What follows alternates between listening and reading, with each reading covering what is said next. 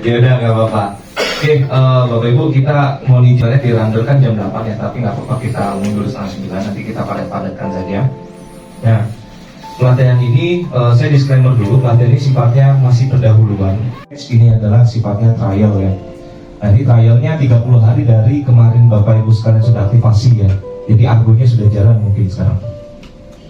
Lalu terakhir terkait untuk berkolaborasi, karena seringkali Pak, ketika pemilik proyek udah bilang, oh kita implementasi BIM, kita mau Bapak Ibu harus pakai 3D gitu ya.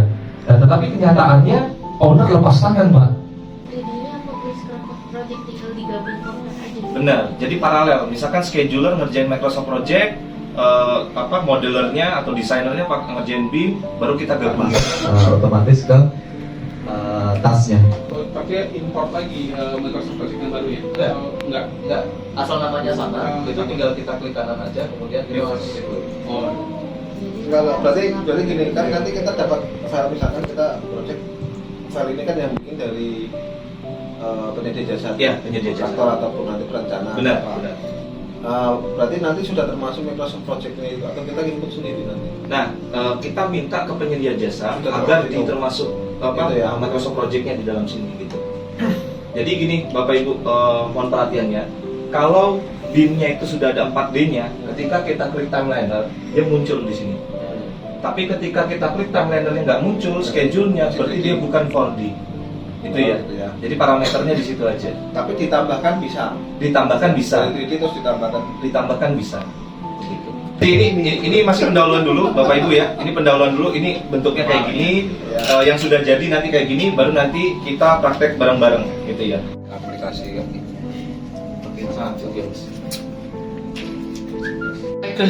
ke persiapan awal, misalnya pembuukan atau tanah kotak segala macam gitu. Nah ini yang saya sangat ya kemarin saya beberapa kali bicara itu, makanya kami mencoba meng-hire konsultan rencana yang lebih lagi gitu ya, lebih baik lagi. Nah, tapi dengan BIM tadi itu juga sudah mengurangi resiko itu ya. Iya, sudah mengurangi Pak di situ Pak.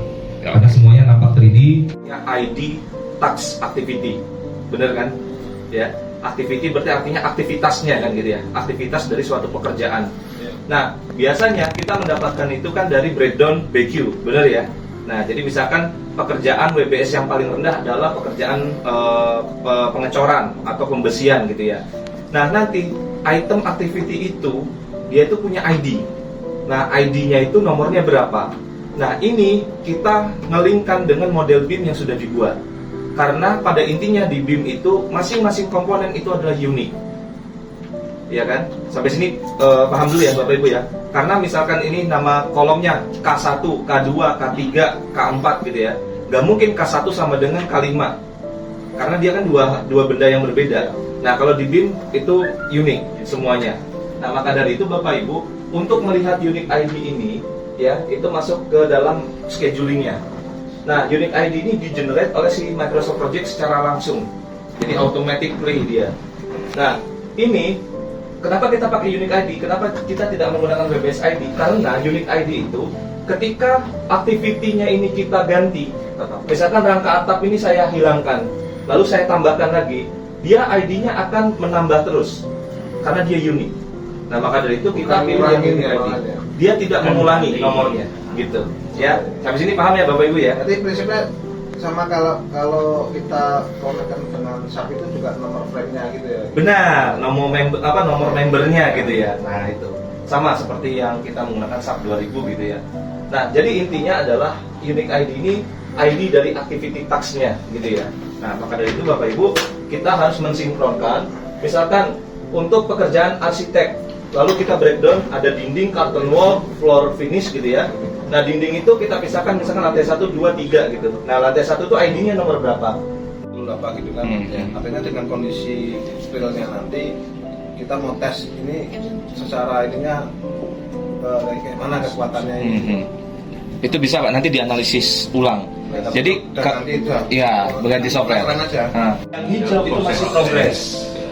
Begitu. Harusnya gitu ya. Harusnya. Berarti kalau Jadi di kita lapangan menagih tidak ke seperti itu berarti kondisinya lapangan ada Salah. salah. ya. Nah, maka dari itu ini di screenshot atau ini diperlihatkan ke lapangan, mana kontraktor janjimu kayak gini. kok kamu nggak terlaksana kayak gini, berarti Ini kan dia telah. ini kan jadwal dan apa ya, gambar yang rencana. Kalau realisasinya ada di mana? Nah, realisasinya Bapak, nanti ini kan ada plan ya Pak ya di sini. Nanti actual startnya ini kita isi. Nah, sekarang kita visualisasikan yang actual. Coba Pak Deddy setting. Kalau ini kan plan ya. Nah, sekarang kita ganti ke actual. Gitu. Actual. Nah, oke. Nah, sekarang kita lihat minggu ke-10 tadi, minggu ke-11 tarik. Oh, bisa. Op. Op lagi. Op. Nah, realisasi di lapangannya seperti ini. Artinya apa? Berarti dia one step ahead gitu ya dibandingkan rencananya. Padahal rencananya kan cuma sini sama yang ini aja gitu ya. Dia plus ya lah ya. Plus gitu Pak. Kita buka dua Navisworks tadi. Yang satu adalah plan, yang satu timelinenya untuk yang actual. Pak, kita tarik ya Pak ya. Ini di minggu atau hari ke hari ke-63, weeknya 9. Nah, sekarang sebelah kanan juga sama. Hari 63 week 9. Nah, ini kebetulan sama ya Pak ya. Nah, sekarang kita coba tarik lagi Mas Ded ke Minggu yang lain ya. hari yang lain. Saya harus sama. Ini realisasi ya Pak ya. ya. Yang kiri adalah rencana. Nah, kelihatan ya Pak ya? Ini realisasinya sudah berprogres nih, kolom sudah mulai Ini masuk minggu kolom. berapa ini? Minggu ke-11 Pak, hari ke-71. Sama-sama minggu ke-11. Iya. Targetnya sebelah kiri, realisasi sebelah kanan. Iya. Gitu. Jadi gini, kalau di BIM itu kan satu objek itu merepresentatifkan beberapa item pekerjaan misalkan gitu ya. Misalkan ini tuh merepresentatifkan ada pembersihan, ada bekisting, nanti ada pengecoran gitu ya. Nah, artinya kalau seperti ini seharusnya rencananya kan seperti ini Pak. Yang ini sudah selesai, yang ini masih terlaksana gitu ya. Nah, sedangkan realisasi di lapangannya ternyata ini sudah mulai nih kolom. Ini udah mulai kolom, yang sini udah selesai, tapi ini sudah berprogres gitu. Gimana? Posisi di hijau atas ada kolom itu. Nah, ini lagi dilaksanakan, lagi dilaksanakan di lapangan. Tapi belum selesai semua gitu. Tapi ya pondasinya juga masih hijau. Mungkin udah Yang selesai ini- kacor tapi belum Ya, buka plastiknya. yang ini sedang dilaksanakan, yang ini. Masih Ya. berarti. Oh, yang Oh ini, ini maksudnya. Itu loh. Berarti Pak, berarti Kalau ini. percepatan ke kolomnya kan nggak mungkin. Nah, itulah. Jadi gimana? Nah, ini kan karena ini masih contoh ya Pak Iya, ya. masih contoh. Itulah kita sebagai MK atau sebagai pengguna jasa melihat nggak make sense ini. Harusnya. Nggak make sense ini. Dan Sewaktu saya yang memasukkan schedule-nya, satu kolom lantai satu ini gelondongan satu kali klik. Kalau ini kan kita bagi dua zone. Nah, seperti itu. Nah, Oh, jadi jadi pikal tergantung sama. orang yang masukkan ke sininya, Pak, gitu.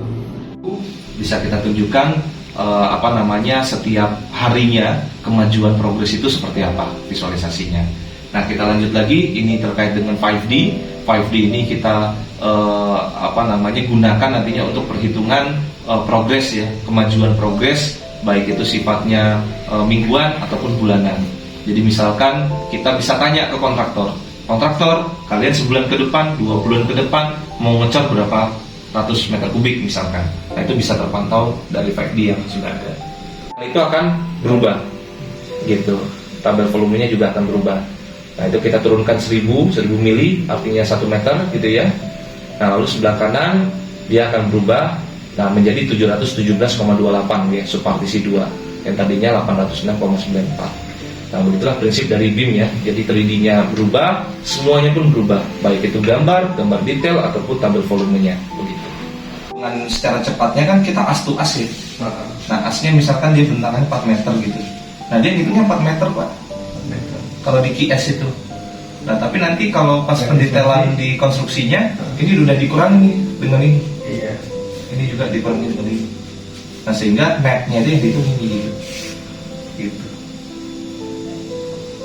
Nah, kalau di BPK pasti ngitungnya ya seperti ini, sama juga gitu. Nah, nanti pasti akan ditanya bagaimana Anda menghitung baloknya gitu kan, metode perhitungan volume baloknya, lalu volume kolomnya gitu. Nah, pasti dia akan menggunakan ini plat dulu, yang yang diprioritaskan, baru kolom, baru nanti balok gitu ya. Balok yang kalahnya. Balok itu pasti yang kalah, pasti yang terakhir.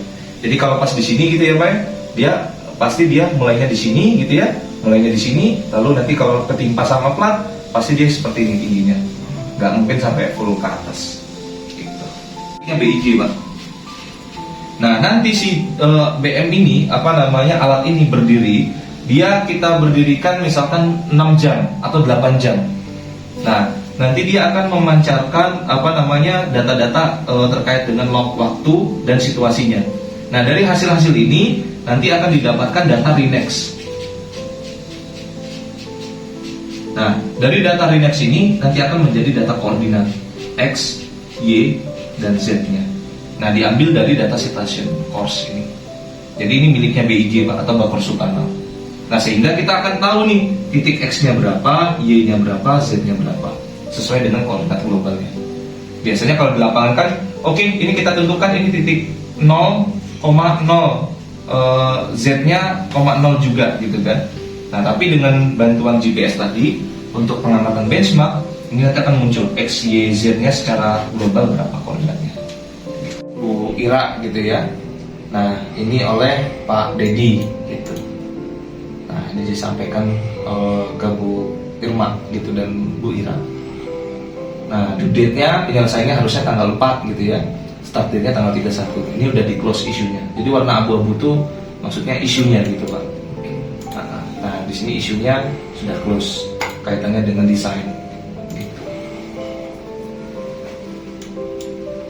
Nah, lalu misalkan Bapak bisa menambahkan Pak, misalkan menambahkan isu terkait dengan pintu misalkan. Nah, saya sebagai pimpinan proyek gitu ya, saya memerintahkan Bapak misalkan penyedia jasanya gitu ya. Nah, untuk bisa dirubah atau dilakukan pemeriksaan terkait dengan pintunya. Nah, kita klik tipe isunya misalkan kaitannya dengan koordinasi. Nah, ini kita klik lokasinya ada di sini. Nah, setelah itu baru kita buat isunya kaitannya dengan coordination, statusnya open. Ini mungkin perlu dilebarkan, nah seperti itu. Nah, itu kita kasih teksnya dulu. Saya rata. Nah, tambahkan kemiringannya agar aman dari bocor.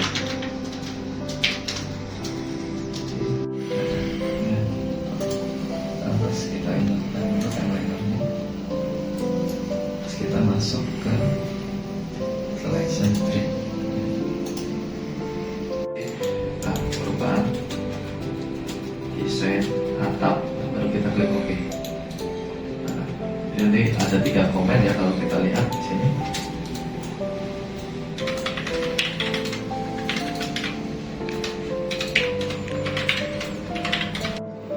Agak tadi kendor mungkin kan? Iya, kendor sih.